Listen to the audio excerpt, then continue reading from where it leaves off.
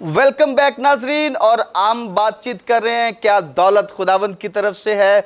और हम बढ़ते हैं बिशप आसिफ जॉन की तरफ। और एक बात जो मेरे जहन में बिशप साहब आ रही है और वो ये है कि हम खुदावंद ने हमें आज़ाद किया। इससे पहले खुदावंद ने हमें बनाया। खुदा ने मट्टी को लिया और उससे आदम को सेंचा और अपने हाथों से उसने बनाया। तो मैं ये कहना चाहता हूँ कि हम अगर वैसे देखा जाए तो हम खुदा की क्वालिटीज़ पर बनाए गए हैं। God put his qualities in us. और खुदा की एक बड़ी ज़बरदस्त क्वालिटी है देना, यहाँ तक कि उसने अपना बेटा दे दिया। तो जब हम उसकी क्वालिटी पर हैं तो क्या हमें भी देने वाला होना चाहिए? प्लीज़ ज़रा। जब खुदा ने आदम और हवा को बनाया तो लिखा है कि उसने उसे अपनी शबीर अपनी सूरत पर बनाया। आमीन। और जब अपनी सूरत की बात की जाती है तो वहाँ पर इंग्लिश जो वर्ड यूज होता है वो है लाइक हिम। Like him. और जब लाइक हिम को हम देखते हैं और गहराई में तो उसका मतलब है इम्पार्टेशन। और इम्पार्टेशन का मतलब है कि जो कुछ खुदा में सफात थी, वाह, खुदा ने उन सफात को आदम और हवा में ट्रांसफर किया, खुदा ने उनको दी। और जैसा आपने कहा कि खुदा की सिफ्त है देना, तो जब हम खुदा की सूरत और शबीह पर बनाए गए हैं तो लाजम बात है जो इम्पार्टेशन हमें हुई है, जो स्पिरिट जो रूह हमें फूंकी गई है, जो सफात हम पे हमारे अंदर डाली गई हैं, उन्हें जो है अब वक्त है कि वो एक्टिव हों। वाह। हमें उन सफात को उस सारी इम्पार्टेशन को जो खुदा ने हमारे अंदर रखी है, अब हमें उसके मुताबिक जिंदगी बसर करना है। हम पाकीज़गी की बात करते हैं, खुदा पाक है, जैसा वो पाक है तुम भी पाक हो। आमीन। इसका मतलब है कि अगर खुदा पाक है, हमें पाक होने की जरूरत है, तो वो देने वाला है तो हमें भी देने वाला होना चाहिए। वाह। जब हम लोग ये कहते हैं कि खुदा मोहब्बत है और खुदा मेरे साथ है, तो जब खुदा मोहब्बत है, खुदा मेरे साथ है, तो इसका मतलब है खुदा की वो तमाम सफात, खुदा की तमाम वो मोहब्बत और वो नेचर जो शेयरिंग की है, जो गिविंग की है, वो हमारी ज़िंदगी में नज़र आनी चाहिए। तभी हम लोग जो है जाहिर होंगे कि हम उसके नाम से कहलाते हैं। तवारीख की किताब में लिखा है कि मेरे लोग जो मेरे नाम से कहलाते हैं। अब जब हम उसके नाम से कहलाते हैं तो फिर ना सिर्फ नाम से कहलाएं बल्कि उसके कामों से भी कहलाएं। वाह वाह वाह। कि जो कुछ वो करता है, वो मोहब्बत जाहिर करता है, हम भी मोहब्बत जाहिर करें। वो देता है, हमें भी देने वाले होने चाहिए। वो मेहरबान है, हमें भी मेहरबान होना चाहिए। एक ईमानदार को ये बात जाननी है कि जब मेरे खुदा ने मेरे लिए अपना इकलौता बेटा बख्श दिया और उसने मेरी खातिर उसे ज़मीन पर भेजा, तो ये रुपया पैसा मेरे लिए क्या चीज़ है।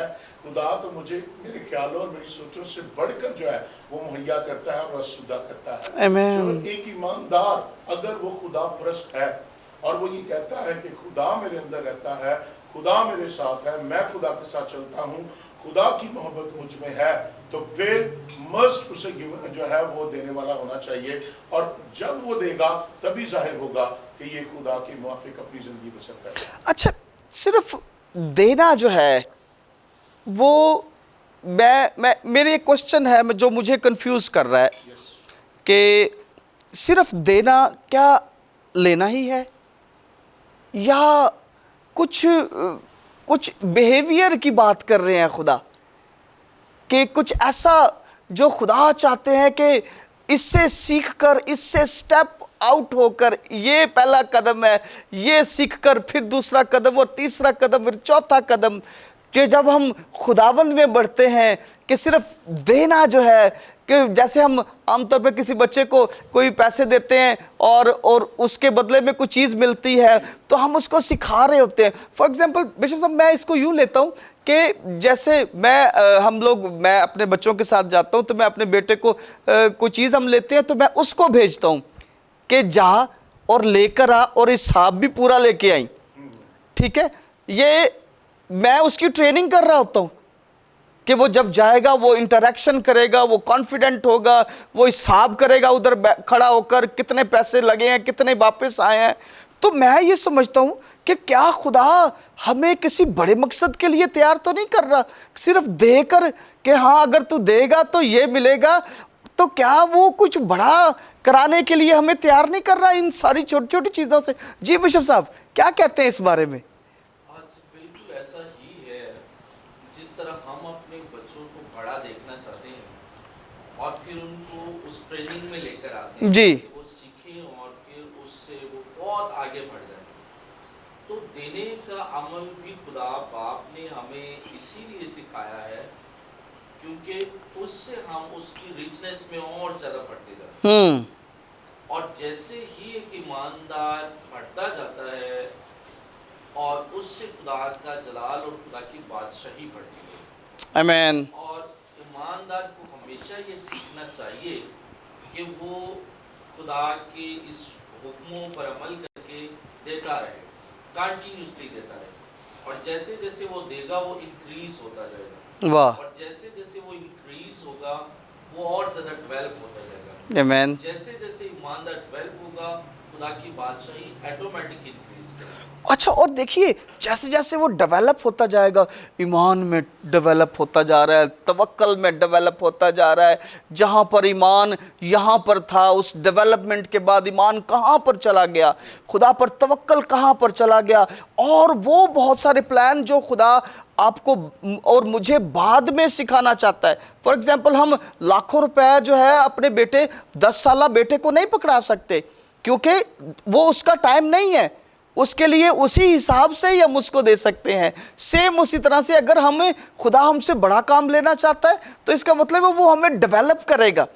और डेवलप जो है, डेवलपमेंट यहीं से स्टार्ट होती मेरा ख्याल है। और मैं आपके साथ इसकी जो चाहूँगा भी कि अगर मैं गलत हो तो तौसीह भी कीजिएगा कि अगर खुदा हमें डेवलप करना चाहता है तो फिर वो वक्त के साथ साथ हमें बढ़ाता जाता है, और जब हम जुड़े रहते हैं। पीछे सब क्या ख्याल है, जो खुदा जब दौलत देता है ईमानदार को तो किस लिए देता है?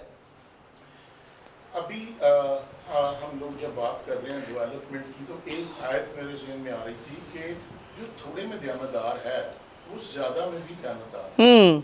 और ये बड़ा ज़रूरी है कि हम लोग थोड़े में और ज़्यादा में दयानतदार हों खुदा के लिए। हम लोग जब थोड़े में नहीं ना देंगे तो फिर ज़्यादा में भी हमें देने की आदत नहीं होगी। देना एक्चुअल जो है वो सिर्फ लफ्जी नहीं है, बल्कि ये प्रैक्टिकल है। और मैं कहूँगा कि देना एक हैबिट है, वाह। एक आदत है। वो ज़रूरी नहीं है कि आप सिर्फ खुदा के एरिया में, मतलब हम लोग कहें कि हम लोग टाइथ और ऑफरिंग की बात करें जी। हमें वैसे भी जो है सोशल लाइफ में भी देने की आदत होनी चाहिए। वाह। और अगर हमें सोशल लाइफ में देने की आदत नहीं है ना, तो फिर इसका मतलब हम कभी भी, अगर हम इंसान को नहीं दे सकते तो हम खुदा को भी नहीं देंगे। तो जब खुदा जो है किसी शख्स को दौलत देता है तो वो सिर्फ इसलिए नहीं देता कि वो उसको उजाड़ दे, वो इसलिए नहीं देता कि वो उसको अयाशी में जो है बर्बाद कर दे। खुदा इसलिए नहीं देता कि उसको जो है वो फना कर दे। खुदा आपको देता है ताकि आप उसकी बादशाही की वुसअत के लिए उसे इन्वेस्ट करें। वाह वाह, प्रेज गॉड। खुदा देता है ताकि आप ज़रूरतमंदों की ज़रूरतों को पूरा करें।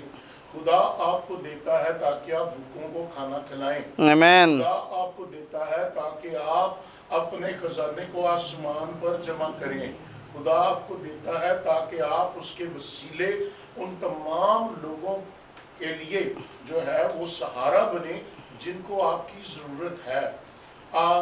मैं इस बात को यूँ लेता हूँ कि मैं क्रिश्चियन फैमिली लाइफ पढ़ा रहा था और वहाँ पे मैंने इस बात को जो है टीच किया कि हमें अपने फैमिली मेम्बर्स की मदद करने की ज़रूरत है। आज लोग डोनेशंस देते हैं और डोनेशंस दे के अपना नाम जो है वो अनाउंस करवाते हैं या चाहते हैं कि उनका नाम बताया जाए या स्लेट्स लगाई जाए या व्हाटएवर जी बिल्कुल, सिस्टम है। हाँ जी। तो वो लोग जो हमारा नाम नहीं जो है जो हमें प्रमोट नहीं कर सकते, क्या हमें देने की जरूरत नहीं है? खुदा हमें देता है ताकि उनको भी दिया जाए।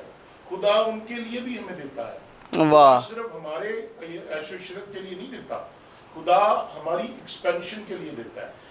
जितना आप इन्वेस्ट करेंगे in the kingdom of God आप उतना प्रॉफिट खुदा से हासिल करेंगे। हालेलुया। खुदा दौलत दे रहा है, खुदा हमें जो है बढ़ा रहा है, खुदा हमें एक्सपैंड कर रहा है। और इस एक्सपेंशन का मकसद ये है कि ना सिर्फ हम एक्सपैंड हों, बल्कि हमारे साथ जो लोग जुड़े हुए हैं, जो रिलेशन में हैं, जो इर्द गिर्द में हैं, जो माशरे में हैं, जो समाज में हैं, जो मिनिस्ट्री में हैं, जो चर्च में हैं, जो खिदमत में हैं, वो भी एक्सपैंड हो हमारे साथ, आमीन। ताकि हम लोग उस नेमत को जो खुदा ने हमें दी है, हम उसे देकर और ज्यादा चमकाएं और ज्यादा खुदा से हासिल करें। प्रेज द लिविंग मैं गॉड। एक कहानी सुन रहा था। एक शख्स कहता है कि मैं खुदा से जो है ना, मेरे हालात बड़े बुरे थे और मैंने खुदा से दुआ की, खुदा मुझे जो है ना एक रोटी दे। खुदा ने उसे 2 रोटियां दी। उसने क्या किया, उसने एक रोटी खुद खा ली, एक रोटी किसी और को दे दी। अगले दिन फिर उसने कहा खुदावन मुझे रोटी दे। खुदा ने उसे 2 रोटियां दी, उसने फिर एक खा ली, फिर जो है उसने एक किसी और को दे दी जी। तीसरे दिन उसने कहा खुदा मुझे 2 रोटियां दे, एक उसकी और एक मेरी। खुदा ने उसे 4 रोटियां दी। उसने एक रोटी खुद खाई और 3 जो है वो बांट दी। इस तरह करता करता वो एक्सपैंड होता गया और उसकी गुर्बत अमीरी में बदल गई। रीजन क्या है? खुदा उसे दे रहा है, वो उससे डिवाइड कर रहा है, एक्सपैंड जो है लोगों को जो है वो दे रहा है, और खुदा उसके देने से उसको बढ़ाता जा रहा है। वाह, प्रेज द लिविंग गॉड जी। वंडरफुल बिशप साहब, वंडरफुल। अच्छा बिशप आसिफ साहब, मैं गुजारिश करूंगा, थोड़ा सा टाइम है हमारे पास, पहले तिमोथियस 6:17 आयत को थोड़ा सा एक्सप्लेन कर दीजिए। खुदा दौलतमंदों को क्या कहता है, थोड़े से वक्त में क्या वार्निंग देता है खुदा? कौन सी आयत है? पहला तिमोथियस 6 उसकी 17 आयत देखिएगा जरा प्लीज। 6:17 में बिल्कुल यहाँ पे लिखा है कि इस मौजूदा जहान के दौलतमंदों को हुक्म दे कि मगरूर ना हो वाह। और नापैदार दौलत पर नहीं बल्कि खुदा पर उम्मीद रखें। यहाँ पर खुदावन फरमाते हैं कि जो इस मौजूदा जहान के दौलतमंद हैं उनसे डायरेक्टली खुदा जो है बात कर रहे हैं कि वो मगरूर ना हो। वार्निंग दे रहे हैं। अब मौजूदा जहान के दौलतमंद यकीनन जो एक बिलीवर है वो तो मगरूर और तकब्बर में आता नहीं, क्योंकि वो खुदा के कलाम से वाकिफ है। बिल्कुल ठीक है। लेकिन कुछ और भी अच्छे लोग हैं जिनके पास दौलत और पैसा है, वो बेशक बहुत ज़्यादा वो ईमान में नहीं है, लेकिन हैं वो अच्छे हैं। तो खुदावंद उनको फरमा रहे हैं कि अगर आपके पास दौलत है तो आप तकब्बर में ना जाएं, क्योंकि ये दौलत जो है ये क्या है, पायेदार नहीं है। जिस्मानी दौलत अगर तकब्बर, क्योंकि खुदा मगरूरों को क्या करता है, मुकाबला करता है। और यही दौलत जो खुदा की तरफ से उनके पास आती है, ये पर लगाकर फिर क्या हो जाती है, उड़ जाती है। तो उनको ये नसीहत की गई है कि वो जब आपको मिला है तो तकब्बर और गरूर घमंड में ना आए, बल्कि आजिज़ी और इनकिसारी के साथ उसका इस्तेमाल करें। वाह, ये है। प्रेज गॉड जी। मतलब it's a warning, clear warning from the Lord कि मगरूर नहीं होना। अगर आपको दिया गया है तो मगरूर नहीं होना। और खुदा आपको ये भी बात फरमाता है कि आजिज़ी से उस सारी दौलत को इस्तेमाल कीजिए। अगर नहीं है, खुदा को प्रायोरिटी दीजिए, खुदा को पहले नंबर पर रखें और देखिएगा खुदा आसमान खोल कर आपको बरकत देगा। लेकिन अगर आप बढ़ना चाहते हैं और तरक्की करना चाहते हैं तो याद रखिए एक ही वे है खुदा के साथ चलने का, खुदा को के हजूर बोने का जो अमल है उसको जारी रखें, आप बरकत पाते चले जाएंगे। खुदा आपको और मेरी नस्लों को खुदा बरकत देगा, खुदा उनको बढ़ाएगा, खुदा उनको ज़ोरावर करेगा, क्योंकि ये खुदा का रास्तबाज और सादिक से वादा है। मेरे अज़ीज़ों, वक्त आज ख़त्म हुआ। आपका बहुत शुक्रिया बिशप आसिफ जॉन गिल साहब का, बिशप आसिफ रंधावा साहब का। आपने खूबसूरत डिस्कशन की, मुकाशफात खुदा के हम तक पहुँचाए, और यकीनन हमारे लोग जो देख रहे हैं वो भी बरकत पाई होगी उन्होंने। और मैं आपका और आपकी मिनिस्ट्रीज़ का बहुत शुक्रगुज़ार हूँ, और मैं गुजारिश करता हूँ कि आइंदा फिर कोई खूबसूरत टॉपिक लेके यकीनन हम इकट्ठे हाज़िर होंगे। तो मेरे अजीज़ों, खुदावंद आप सबको बड़ी बरकत दे। फिर अगले शो के साथ बेदारी और एक खूबसूरत टॉपिक के साथ हाज़िर होंगे। God bless you.